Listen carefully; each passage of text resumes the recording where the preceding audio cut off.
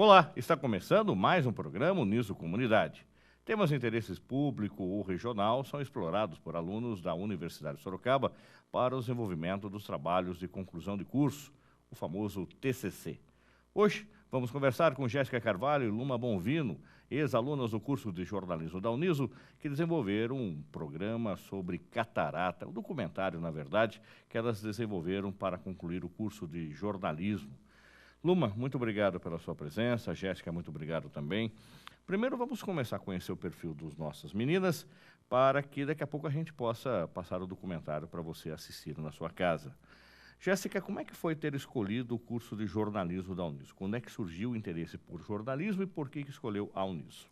Eu acho que assim, a gente sente muito que já é aquilo que a gente sabe fazer, é aquilo que a gente é nele que a gente se encontra, né? Teve muito também influência da minha mãe, ela sempre falava, você escreve bem, você fala bem, você se dá bem com as pessoas, tem facilidade. Então, eu fui descobrindo, eu participei em feiras de profissões também para poder saber o que eu me encaixava melhor e sempre era para a área de comunicação. E a Uniso porque é referência. Aqui em Sorocaba, na região, todo lugar que a gente vai, a gente pergunta, onde que é legal o curso de jornalismo, todo mundo fala da Uniso. No mercado de trabalho também, todo mundo é aqui da Uniso. Então, por esse reconhecimento e essa, né, que a faculdade tem no mercado de trabalho também. E é excelente os profissionais, estúdio que a gente tem aqui, então é mais... Você não é de Sorocaba, né? Não, eu sou de Minas, eu vim para cá por conta do meu pai, que veio trabalhar aqui, né? Então, a gente veio a família inteira e... Você tinha quantos anos quando veio para cá? Eu já era mais velha, eu tinha acho que 16 para 17 anos. Já morei em vários lugares, no Pará, no Mato Grosso, a gente já andou bastante. E a gente parou aqui, assim, foi ótimo, porque eu não conseguiria fazer uma faculdade de jornalismo em Minas por conta de distância da cidade onde eu morava e tal. Então, assim, acabou que foi coincidindo tudo para chegar aqui, fazer faculdade aqui e ter êxito, né, na profissão aqui. E aí você já, assim que começou a faculdade, já também desenvolveu estágio em alguns veículos, não é isso? Trabalhei no Jornal Ipanema, fiquei 6 meses lá no Jornal Ipanema e aí eu comecei a trabalhar no SBT. Eu fiquei 2 anos no SBT, acabou agora por conta da faculdade, né, aqui. Terminou a faculdade e termina o estágio também. Infelizmente. Luma Bonvino, você, a sua trajetória, por que escolheu o curso de jornalismo da Uniso? Quando é que despertou em você essa veia jornalística? Então, eu acho que foi mais por eliminatória, porque eu não me encaixaria em outras profissões, eu acredito. Então, esse negócio de se comunicar muito, de ter facilidade de ter contato com as pessoas ajudou. E a escrita de sempre, que sempre pratiquei e gosto disso. Então, foi praticamente por eliminatória e eu tive um bisavô que era jornalista. Então, meu pai sempre falava muito também, isso coincidiu. E a Uniso, porque eu sou de Sorocaba também, ao contrário da Jéssica, eu nasci e moro aqui. A sua irmã estudou aqui? Minha irmã estudou aqui, meu irmão estuda aqui. Seu irmão estuda também? Então, já tem uma trajetória e foi a Uniso mesmo para fazer jornalismo. Muito bem. Como é que é a sua trajetória profissional? Também começou a faculdade, também fez estágio? Isso, na verdade, eu entrei como estagiária e estou até hoje numa revista de agronegócio, que é a revista Feed and Food, trabalhando no site, no portal e na revista. Hoje você já é contratada da revista, ou você é estagiária ainda? Não, sou contratada hoje. Tá, você já é hoje jornalista da revista, é isso? Isso, dá para falar já. Já dá para falar agora. Então, mais do que nunca, você é jornalista hoje. Isso. Gosta dessa área de agronegócio, viaja bastante? Eu gosto muito porque viaja, isso é uma coisa muito legal, conhece, além de outras cidades, mas pessoas com bagagens diferentes, com experiências diferentes. E o agronegócio, por ser um mundo que é fora do nosso habitual, a gente que é acostumada a ser criada em apartamento com televisão, ir para o campo e ver o agronegócio, de fato, é muito bom. Você desenvolveu pauta em quais cidades que foram nesse período seu aí, que chamou a sua atenção? Tem muita coisa em Ribeirão Preto, Araçatuba, daí fora Mato Grosso, a gente já viajou para a Argentina para fazer pauta para lá também, no sul do país, que, por causa da criação de suínos, então, Paraná, já viajei para Gramado, no Rio Grande do Sul, enfim. Bastante lugar, então. Bastante lugar. Muito bem. E aí, quando o aluno vai terminando o curso, na graduação, num curso de bacharelado, quer seja jornalismo ou não, ele faz o trabalho de conclusão do curso chamado TCC. E ele vai para uma banca onde professores e avaliadores vão avaliar esse trabalho, se está apto ou não o aluno entrar no mercado de trabalho, ou seja, concluir o curso. Então nós vamos assistir agora ao documentário Reviver, produzido pelas alunas. Quando a janela da alma pode iluminar, mesmo na escuridão, é prova de que o pior cego é aquele que não quer ver. Alguns agarram as oportunidades que a medicina oferece e preferem rever a realidade. Do passar dos dias, direto para a mesa de cirurgia com a certeza: existe uma solução.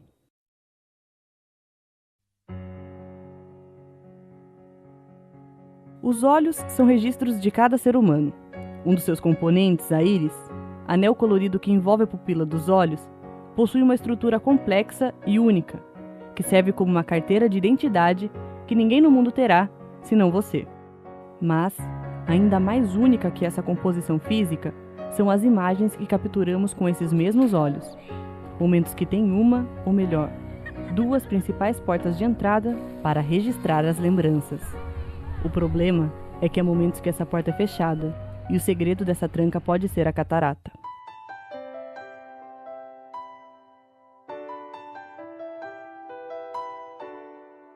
Ibiúna, cidade do interior de São Paulo com mais de 70 mil habitantes. A luz da casa na zona rural, às 10 horas da noite, ainda está acesa. A ansiedade consome Maria Alzerina um dia antes da sua cirurgia. Há esperança na mulher de apenas 46 anos que quer ver para voltar a trabalhar. Se você vai procurar o serviço lá fora, eles procuram um grau de estudo, eu não tenho estudo. Se eu quisesse estudar agora, eu não podia, porque eu não posso ver. Você vê mesmo, papel mesmo, eu não vou ler isso, porque eu não vejo nada. Eu preciso trabalhar, sabe? Eu gosto de trabalhar, eu sempre gostei. Você vê, hoje você não consegue, eu não consigo fazer um bolo direito, cai as coisas da minha mão. Para mim é fácil bater um bolo porque eu já sei. É fácil dar comida para os cachorros, fazer o almoço. Agora para mim não está sendo tão fácil porque por causa da visão. Quantas vezes já até me queimado, já derramado coisa nos meus pés, né? Eu sei por quê. Às vezes eu topo, né? Já. Então, no banheiro mesmo, eu vou tomar banho, já sinto dificuldade, né? Entendeu? Porque a minha vista, eu estou ficando ruim das vistas. O celular toca, eu não sei quem tá ligando porque não vê, sabe? Nem a hora não vejo mais, se você quer saber. Não enxergo mais. Aí outro dia eu falei pra ele, eu bati minha testa de novo ali no que eu fui ligar a bomba. Aí disse, eu vou cortar. Aí ele brincou, aí ele assim, eu vou cortar aquela ripa que tá batendo a tua testa ali assim. Aí eu disse, o problema não é a ripa, o problema é a vista, né? Fiquei muito triste quando eu percebi que eu tava assim, porque a gente que anda do interior, a pessoa tem a saúde de pedra, sabe? E quando qualquer coisa que surge em você, sei lá, você pensa que é passageiro, eu pensei que ia passar aquilo dali pra mim. Aí eu pensava que com o tempo ia voltar a minha visão, mas não. E aí para você não preocupar ninguém, nem filho, nem marido, aí você fica passando, aí passava, é igual uma dor. Mas aí eu não pensava que era tão grave assim, que quando o médico falou para mim, quando eu passei com ele, eu disse, olha, você tá perto de você perder sua vista, se você não cuidar. Aí eu disse, mas não vai adiantar o óculos? Não. O óculos não vai adiantar mais aí. Isso não adianta mais não. Agora você tem que procurar e correr atrás. Patrícia Silva também convive com os problemas da visão, mas não é ela que possui catarata. Dividindo a atenção dedicada a Felipe com seus outros 5 filhos, ela conta que a vinda do caçula foi uma surpresa para todos. Não só por ela já ter realizado laqueadura, mas também porque Felipe nasceu com um problema genético, que ainda não possui um diagnóstico completo.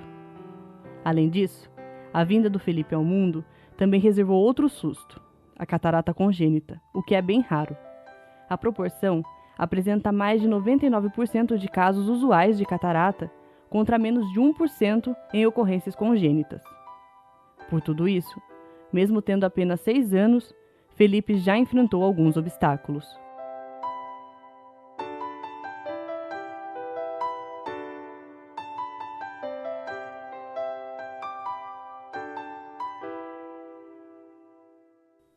Salto, São Paulo, cidade com aproximadamente 106 mil habitantes. Em casa, uma maior relação de dependência entre mãe e filho. Na escola ele tinha dificuldade, tinha que ter 2 professoras junto com ele e mais uma atendente. Era uma moça que acompanhava ele no banheiro, na refeição e na hora de brincar, né? Ela me ajudava a fazer lição, me ajudava ir no banheiro, me ajudava a comer.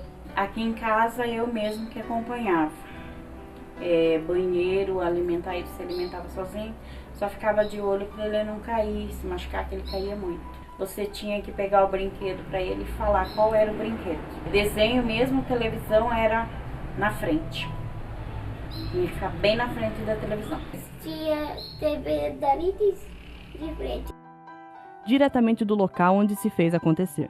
Hospital Oftalmológico de Sorocaba, às 8 horas da manhã. O cenário de mais uma protagonista na história da catarata.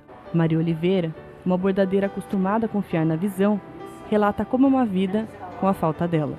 Eu desde de menina que eu já tinha problema nas vistas, mas aqueles povo do norte não liga de fazer os tratamentos dos filhos, né? Mas com 12 anos o médico mandou usar óculos, eu não usei. Vim usar óculos já depois de uns 30 e poucos anos. Depois sofri um acidente de carro e esse olho foi o mais prejudicado. E aí foi prejudicando, e foi aumentando a lente, aumentando e foi criando a catarata. Aí depois já fiquei num estado que eu quase não estava dando mais para andar na rua. Mas eu saía na rua, mas sentia bem dificuldade, porque eu já não aguentava mais a vista, despejava as coisas erradas, pensava que apoiava no meio da pia ou no meio da mesa, apoiava na beirada, caía. Cheguei a quebrar coisas da cozinha, que é difícil você não enxergar. E você não tem uma pessoa para fazer suas coisas, você tem que fazer o direito ou torto, tem que ser você, né?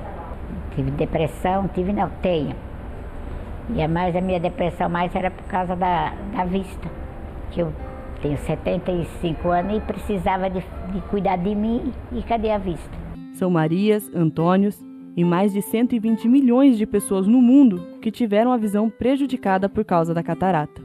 Ela é a maior causadora de cegueira, atingindo 36 milhões de pessoas.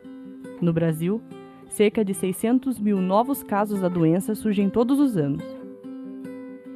A catarata é também a principal causa de cegueira do Brasil, ao lado da falta de uso de óculos. Já consegue imaginar quantos deles existem por aí? É ruim, né? Porque eu sou acostumado a fazer tudo sozinha, então... Um dia falei pra ele, João, acho que eu vou ficar cego, não é possível. A dificuldade dela já faz, acho que de uns 4, 5 anos pra cá, que vem vindo assim. E aí sempre eu tô vendo que ela... Porque nem varrer a casa mesmo, ela não varre. Porque ela vai varrer, ela não sabe onde que tá a sujeira.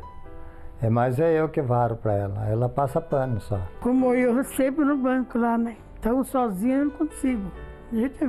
Nem olhar as letras que saem lá, porque ela não enxerga para saber que está passando na rua, no lugar certo, no sinal, assim, é assim. E eu percebia que ela precisava de mim para andar junto, assim. Cozinhar, sempre foi ela que cozinhou, mas eu sempre, às vezes, estou meio por perto, eu tenho cuidado até da hora que ela vai acender fogo, assim, acender o fogo do fogão, ligar o gás lá e às vezes não acender, ela pensar que está aceso.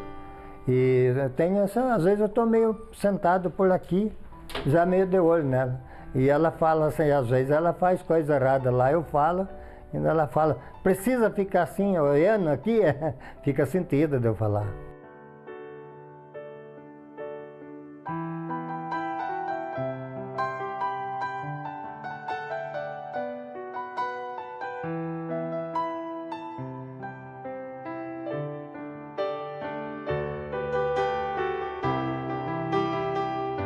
Iperó, São Paulo, município com cerca de 28 mil habitantes. Dizem que a primeira vez a gente nunca esquece. Para alguns, nem a segunda. Benedito Mota, quando pensava que havia acabado com seu problema em uma primeira operação dos olhos, a catarata retornou e levou também a nitidez da outra vista. A dificuldade é, digamos, no serviço em si, algumas coisinhas que davam um pouco de interferência, por uma coisa minúscula. Eu também tenho um carro na condução, mas por tempo de chuva, embaçado, farol, aí já estava complicando.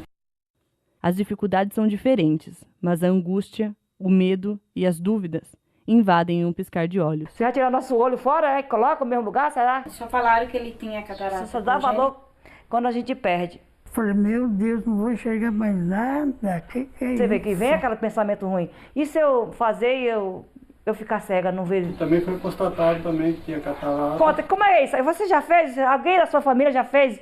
Um problema com vários sentimentos e apenas um nome.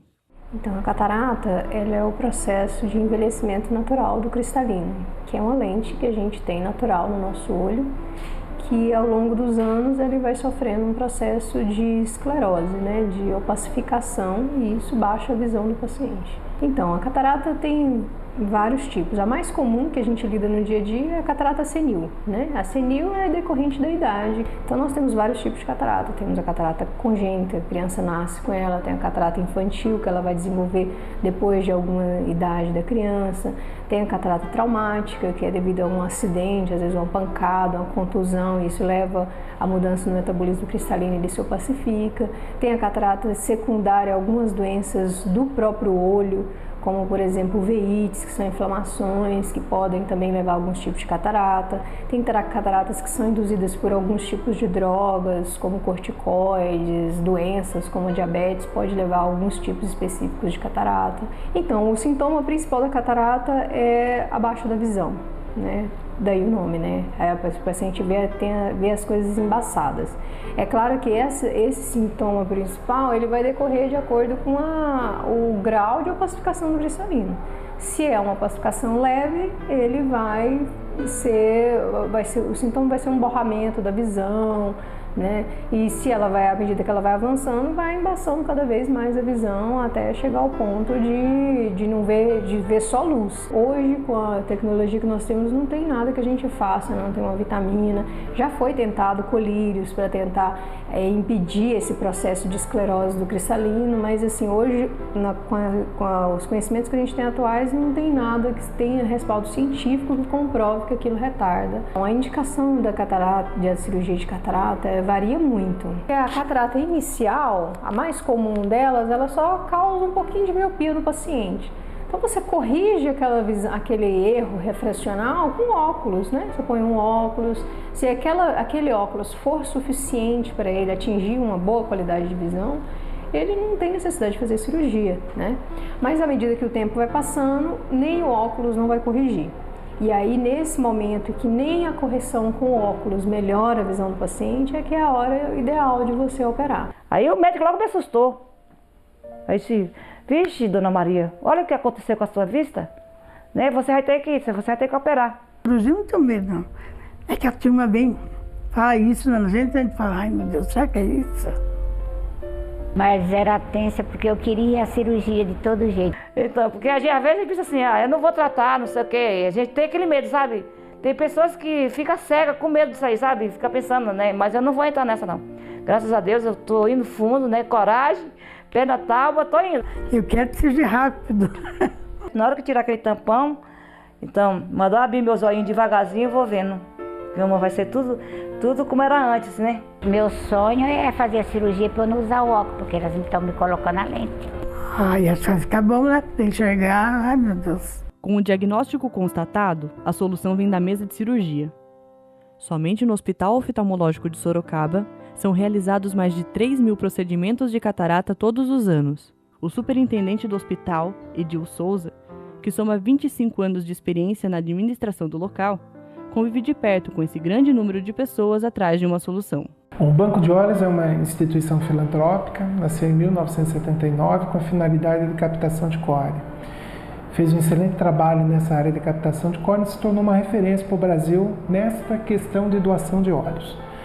E com isso construiu o hospital. Hoje, em termos de atendimento, nós atendemos no SUS do hospital em torno de 1.000 pessoas por dia. Isso para atendimento de consulta ambulatório, fora os exames e fora a cirurgia. Uma das principais cirurgias que nós fazemos na área de oftalmologia é a cirurgia de catarata. Hoje nós fazemos em cerca de 2.000 cirurgias por mês. Especificamente na catarata, nós fazemos aí em torno de umas 300 cirurgias. A grande maioria pelo SUS. Nós temos uma cota de cirurgia pelo SUS que hoje gira em torno de 109 cirurgias por mês. É um número pequeno para a demanda existente. Hoje nós deveríamos ter aí de 400 a 500 cirurgias por mês de cota. O hospital consegue realizar um pouco mais de cirurgia porque ele participa do programa de cirurgias eletivas do governo, que é um mutirão, onde ele libera recursos extras e com isso o hospital consegue realizar um número maior de cirurgia. A grande dificuldade hoje para nós é o recurso, que é insuficiente para atender a demanda. Se houvesse esse recurso, o hospital faria tranquilamente 400, 500 cirurgias por mês, que é o necessário para a nossa região. A cirurgia de catarata hoje é uma cirurgia muito moderna, que a gente, quanto mais a gente se moderniza, a gente vai reduzindo, é lógico, os riscos de complicação, né? É um procedimento que a gente considera seguro, mas em se tratando de medicina, você nunca tem o 100%, né? Tem uma parcela que não está nas nossas mãos.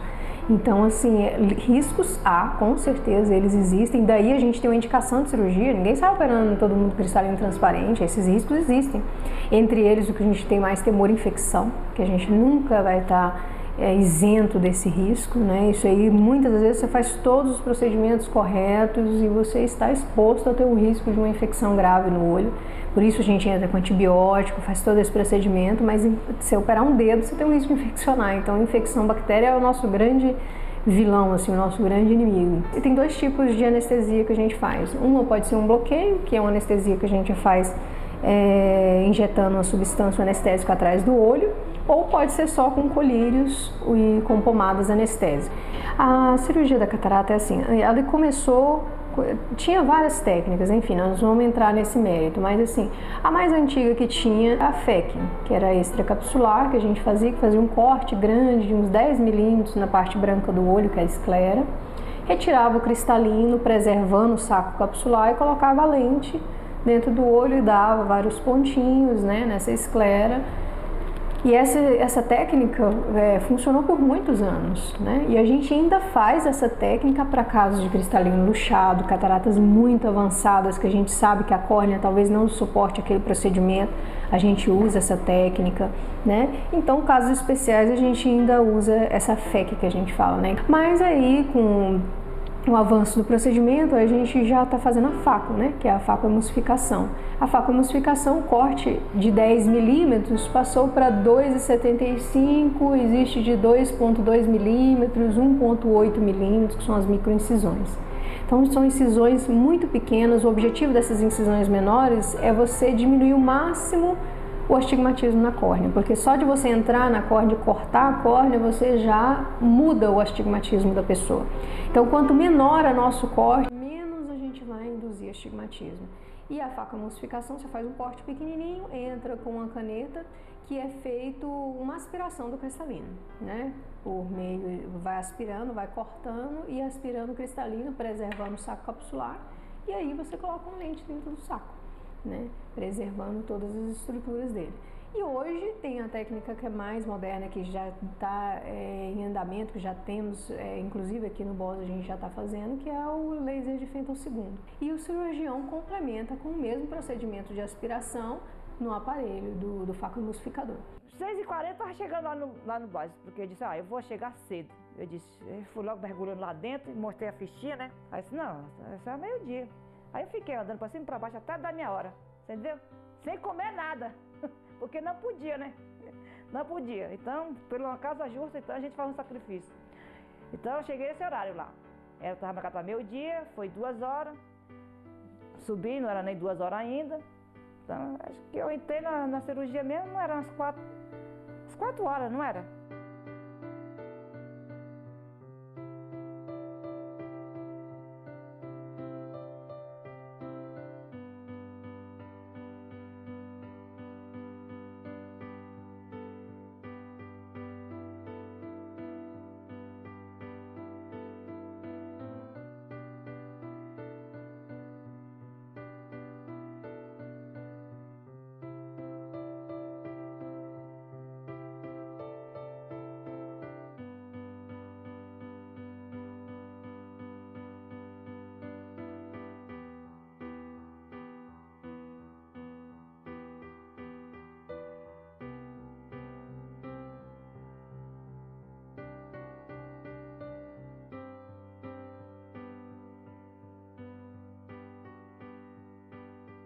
Acordei e quando eu me sentia sentada naquela cadeira de roda, aí eu vim atrás e pensei comigo, mas que hora que eu vou sair daqui, né? Então, ali vem aquela insegurança e com aquele tampão no meu olho, né? Eu disse assim, a minha vontade mesmo era sair do hospital. E, né, para mim não importava, né? Era sair de lá.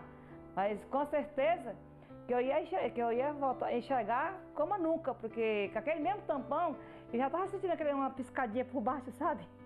Então eu não falava para ninguém, nem para ele não ligar, mas eu tinha certeza que tinha dado tudo certo. Depois da cirurgia, geralmente a gente não dá ponto, é uma incisão que a gente fala que é autoselante, né?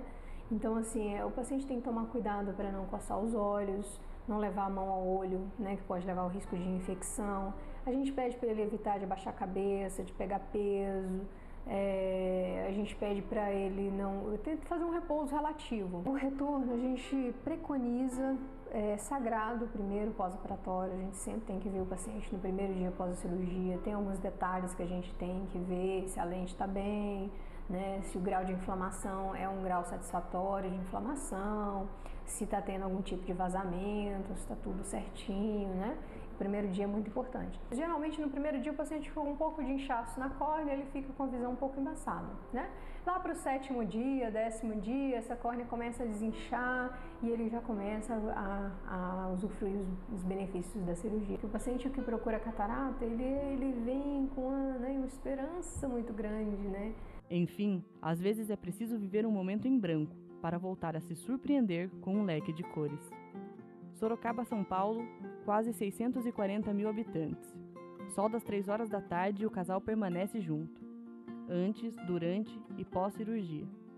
Mais um passo dado, lado a lado, ao encontro da qualidade de vida. Eu fiquei feliz da cirurgia. Nossa, não esperava que eu ia chegar tão bem. Estou chegando até demais.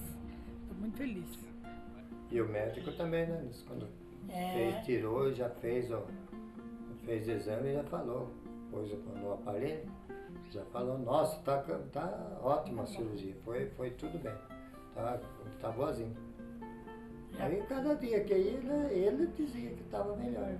Mas eu tô tranquilo, tá normal. Agora eu falei pra você, que eu tô enxergando 90, por tá um pouquinho, como dizer, é uma sensação nova, né?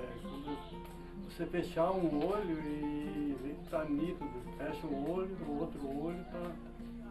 E alegria. Catarata é uma coisa que tem como, mas tem muitas coisas, se furar, dependendo de uma coisa, perder uma vista é complicado, né? Agora, com as duas operadas, é 100%. É outra vida, um novo começo, né?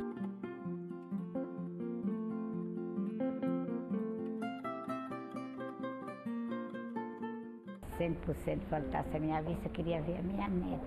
Eu estou dando glória a Deus que minha vista vai voltar e eu vou cuidar de mim, vou cuidar dos doentes, vou cuidar dos pobres, que eu ajudo, que eu faço coleta de remédio, de roupa, saio pelos interior entregando e não fiz mais. E agora eu sei que eu vou fazer tudo aquilo que meu coração pede, porque meu problema era a minha vista que não deixava. Alegria, né? Porque sei que está embaçado, mas eu sei que vai clarear, porque ainda vou pôr os colírios.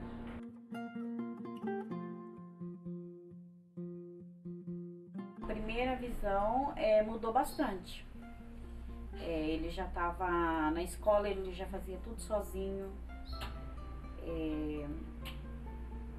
Não precisava mais estar acompanhando ele. Agora ele faz tudo sozinho, né? Já sabe ir no banheiro sozinho. Agora eu consigo assistir daqui do sofá. Eu prefiro agora ficar sozinho fazendo as coisas. Quando eu tava com o corativo, doeu o olho. Depois que tirou, ficou melhor. Não sou mais bebezinho chorando.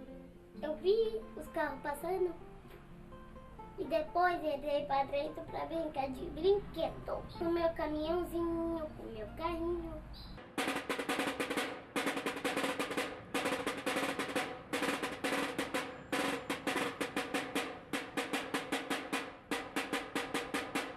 Eu fui a sortuda, vixe, eu acertei na Mega Sena, tá? Eu não queria outro prêmio melhor. Olha, porque só eu sei como não estava enxergando. Tudo que eu via na minha frente, tudo, sabe, embaçado, cinza. Logo, quando a médica tirou o tampão, eu já enxerguei tudo. Não precisava nem eu tampar isso aqui, eu já vi a diferença. Eu vi aquela claridão, aí me dei conta que eu estava na escuridão, sabe? Claro, você sabe, bem claro mesmo, sabe? Aí eu vi, meu Deus do céu, nossa, eu estou enxergando, uma beleza. Você sabe, inexplicável, é mesmo com a mãe que vai dar luz. Vixe, eu fiquei tão contente. Falo para aqueles que estão na espera, tenha fé, como eu tive também, que vai chegar a sua hora, sabe? Porque a melhor coisa na nossa vida, você sabe, é enxergar. Vale a pena deixar o medo para trás, a dúvida, a incerteza e passar, sabe? Que só você passando, você vai ter o resultado, não é verdade? É perder o medo de fechar os olhos e principalmente de abri-los. É ver para crer, é reviver.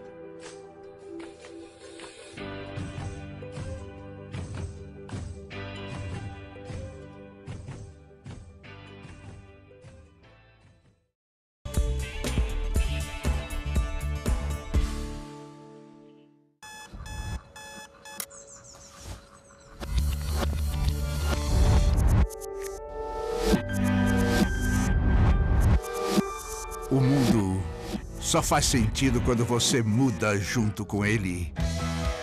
É por isso que você precisa de uma universidade sempre atualizada para entender agora como o mundo será no futuro.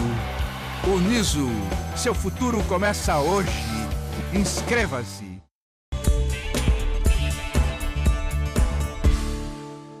Estamos de volta com o programa Uniso Comunidade. Estamos recebendo hoje a ex-alunas de jornalismo que desenvolveram o TCC sobre a catarata, problema que atinge 120 milhões de pessoas no mundo, segundo a Organização Mundial da Saúde.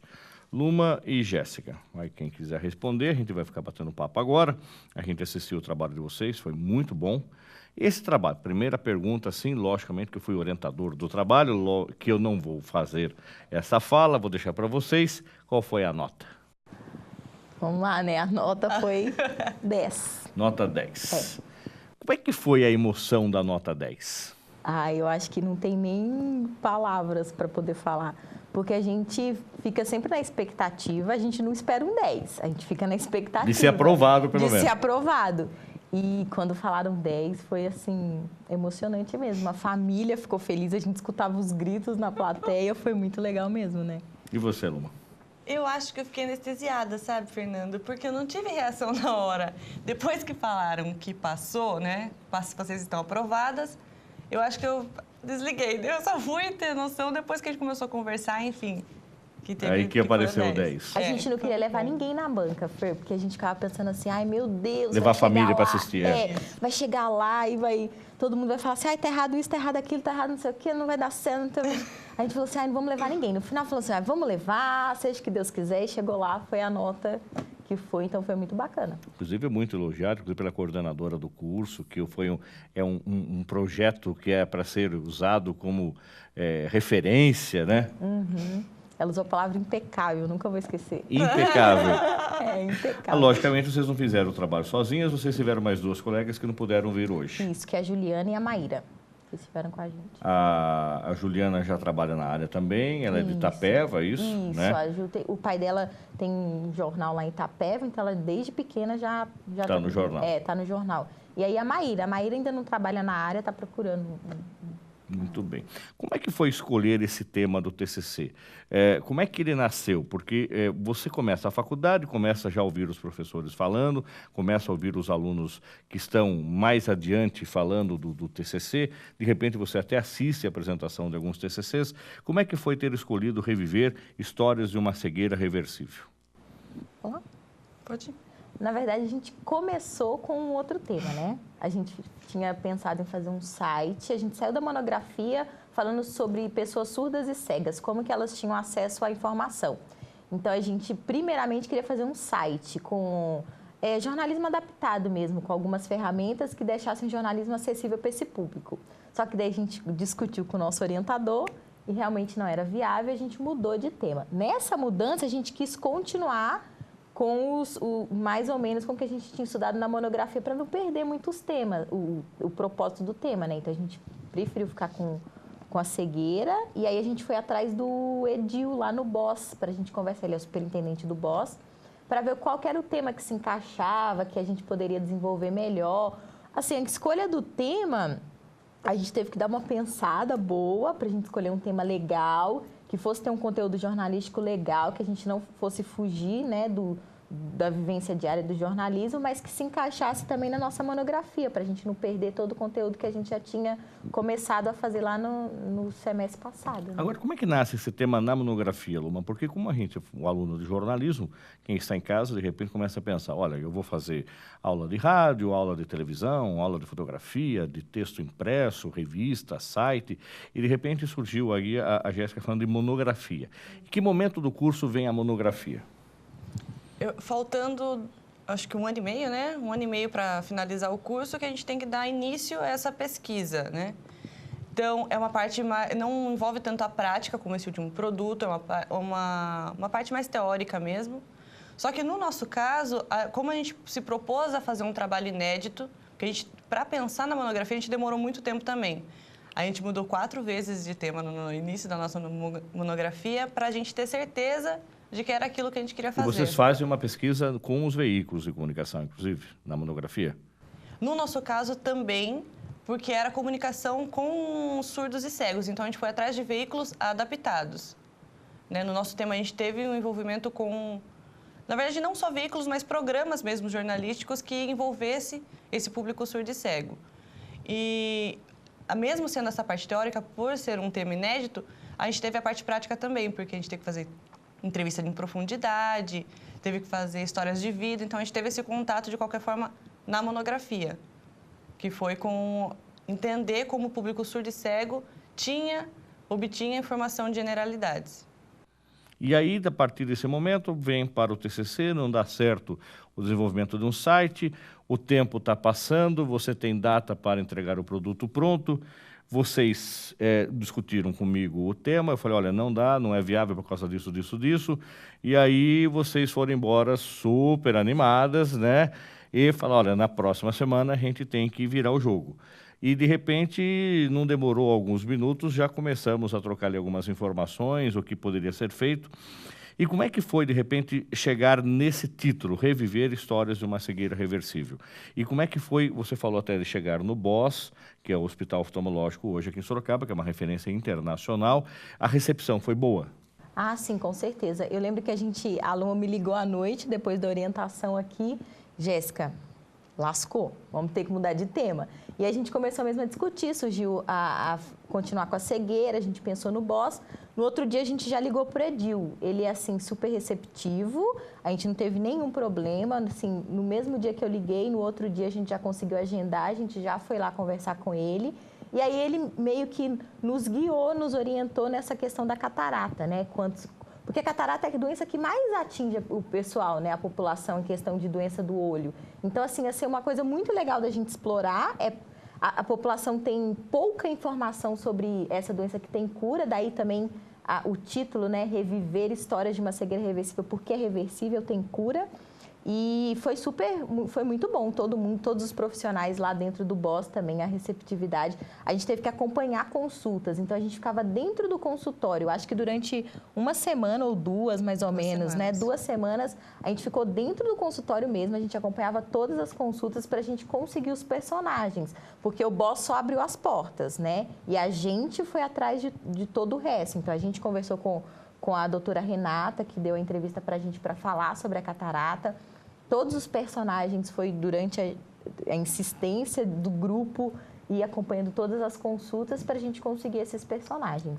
O que eu achei legal também, que eu queria falar, é que o BOS em nenhum momento colocou esse tema para a gente. Quando a gente teve esse primeiro contato com o Edil Souza, que é o superintendente, ele apresentou todos os aspectos da saúde do olho. Então, em nenhum momento eles indicaram o melhor tema. Então, com essa apresentação dele, a gente escolheu o tema e mesmo nessas consultas, a gente descreveu o perfil dos personagens que a gente gostaria. Então, mais uma abertura que o BOS permitiu que a gente tivesse. E ainda quando a gente chama de personagem no jornalismo, são aquelas pessoas que você viu no documentário que dão entrevista. Tem desde o menininho, tá, que tem uma catarata logo enquanto criança, 2 pessoas, 2 mulheres e uma senhora que veio até de outro estado para fazer a cirurgia aqui no BOS.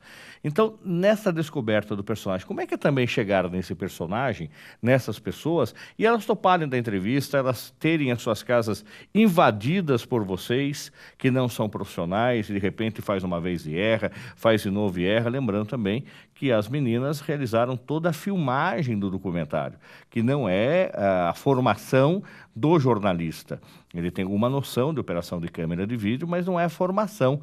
O repórter cinematográfico é uma função exclusiva do profissional que faz rádio e TV, pode até ser jornalista, mas tem que se capacitar para isso. Agora, de repente, vocês fizeram também as imagens. Como é que foi invadir a casa das pessoas, chegar nessas pessoas, ter parece que uma grande receptividade dessas pessoas? O primeiro contato que a gente teve foi na própria consulta. Como a gente ficou acompanhando as consultas no SUS, a pessoa saía da consulta, a gente já ia conversar com elas. Pelo incrível que pareça, além das que foram apresentadas no documentário, a gente falou com outras pessoas, né, que acabaram não se adequando ao perfil que a gente gostaria, mas todas permitiram, todas tiveram uma super receptividade com a gente para mostrar. Eu acho que, no fundo, elas queriam ter um registro desse momento que elas estavam passando. E elas foram um espelho do sucesso, que isso deu certo, então foi um registro positivo do que elas passaram. E vocês também têm o prazo, quer dizer, que tem que gravar o antes e o depois, naquele prazo, para fechar o documentário. Exatamente. Teve fonte, né? Teve personagem que a gente ligou num dia, visitou a casa, no outro a pessoa já operou. Então a gente ficou, sei lá, das 10 horas da noite até meia-noite para encontrar a pessoa às 4 da manhã no outro dia. A gente foi para Ibiúna, né? 10 horas da noite. A Luma me ligou e falou: Jéssica, a moça vai operar amanhã, como que a gente vai fazer? Aí eu falei assim: ai, Luma, vamos, não vamos? E ela topou da entrevista durante a noite? É porque a gente se perdeu quando a gente chegou lá, né? Porque, na verdade, a gente sabe chegar, né? Lá em Ibiúna é complicado, é nome de estrada.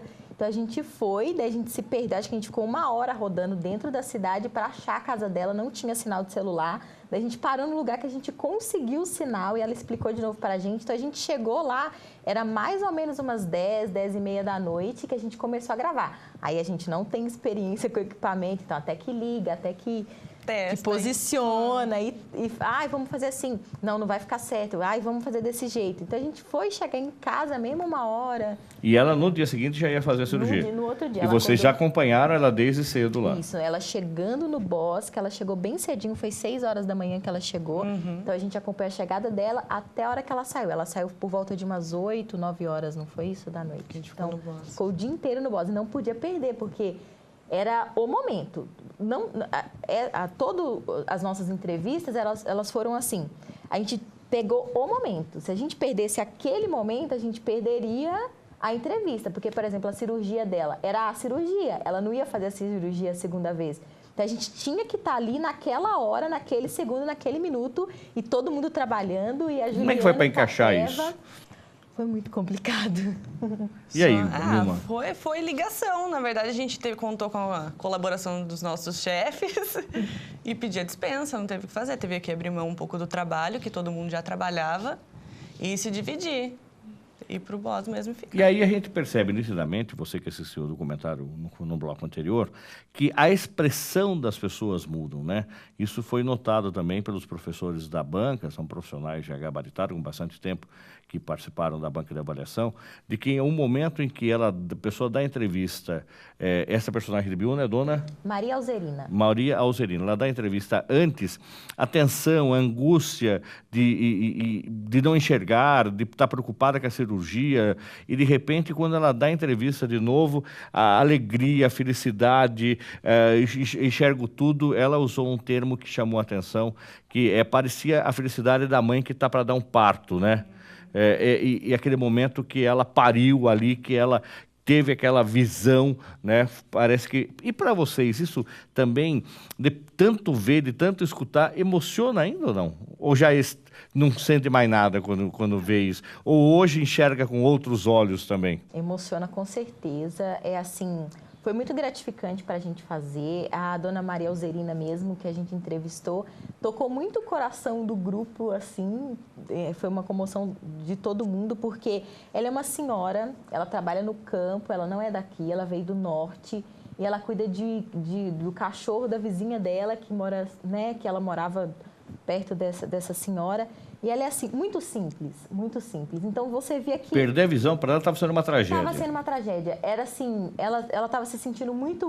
Você percebia que ela não estava feliz com ela porque ela não conseguia enxergar. Então ela não conseguia fazer nada. Então ela precisava enxergar de novo. Eu não consigo ver nem hora, não consigo fazer mais o almoço. Exatamente. E ela mexe com horta, então a horta é bem pequenininho, né? Então ela não conseguia mais ver a horta, ela não conseguia ver as plantas. E ela gosta disso, você via que ela gostava. Então quando a gente voltou, que ela estava enxergando, nossa, e ela falava assim, nossa, é muito bom que vocês estão aqui comigo, é muito bom que a gente pode conversar, porque ela fica sozinha, então ela conversou com a gente, foi bem legal, né?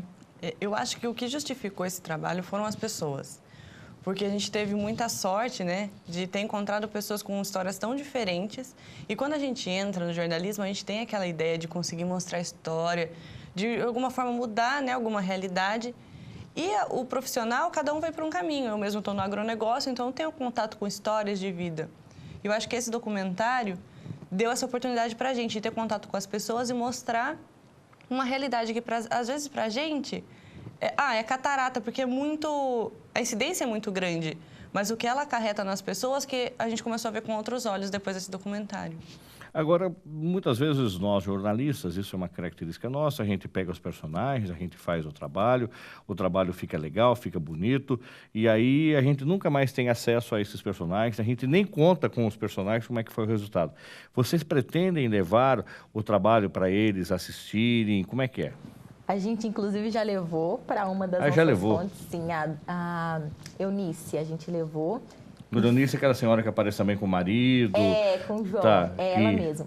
Foi muito legal, eles assistiram. Assistiram junto com vocês? A gente assistiu e foi muito bacana. O sorriso deles se verem, né, na televisão, tá. Porque a gente colocou o DVD, então se verem na televisão.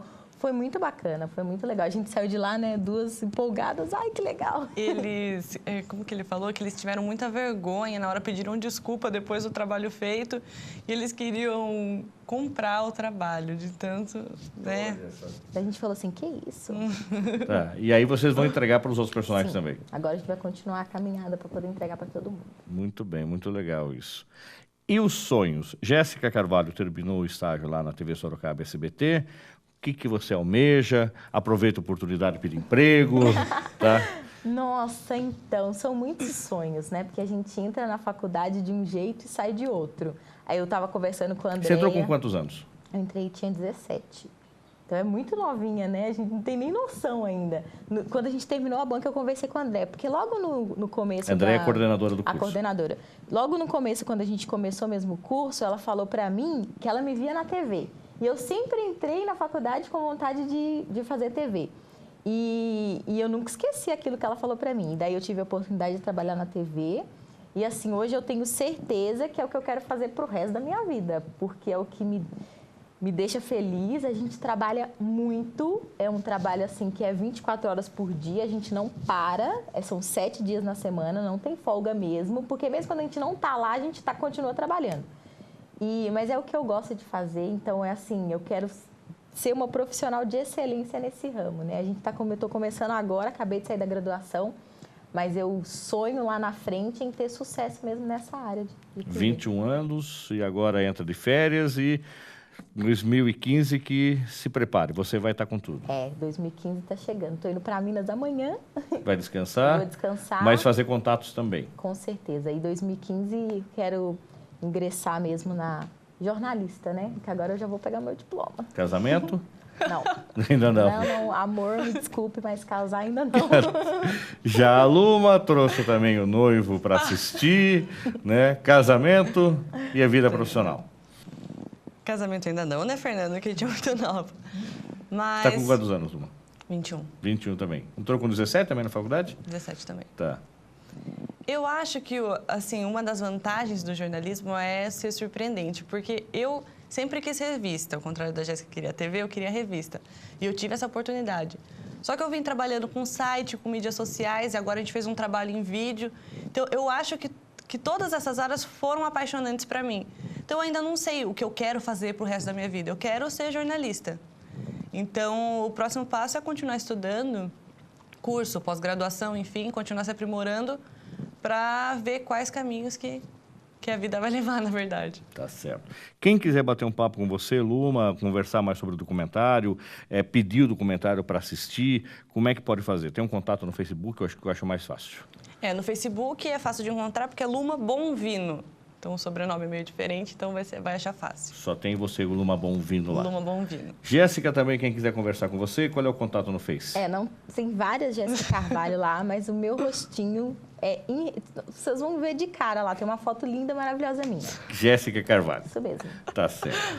Parabéns pelo trabalho mais uma vez, parabéns pela nota 10, sucesso profissional para vocês, para a Maíra e também para a... Juliana, tá? Para a Maíra e para a Juliana, sucesso para vocês todas e que vocês tenham aí êxito e voltem no programa Unidos Comunidade daqui a um tempo contar das aventuras profissionais de vocês, das novas conquistas. Combinado? Tomara que a gente ache. E vamos fazer uma ressalva aqui e agradecer a você, né, Fernando, que foi o nosso orientador durante todo esse trabalho. Tá certo, obrigado. O programa Unidos Comunidade fica por aqui. Se você tiver alguma sugestão para o programa, envie para unisocomunidade@uniso.br ou na nossa fanpage lá no Facebook. Curta lá, Uniso Comunidade. Agradecemos a audiência e até o próximo programa. Até lá!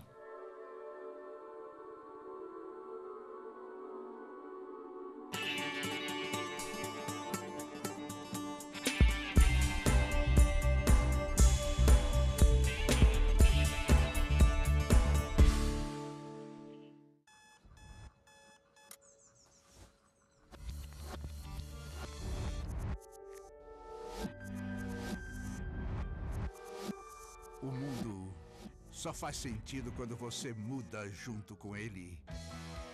É por isso que você precisa de uma universidade sempre atualizada para entender agora como o mundo será no futuro. Uniso, seu futuro começa hoje. Inscreva-se.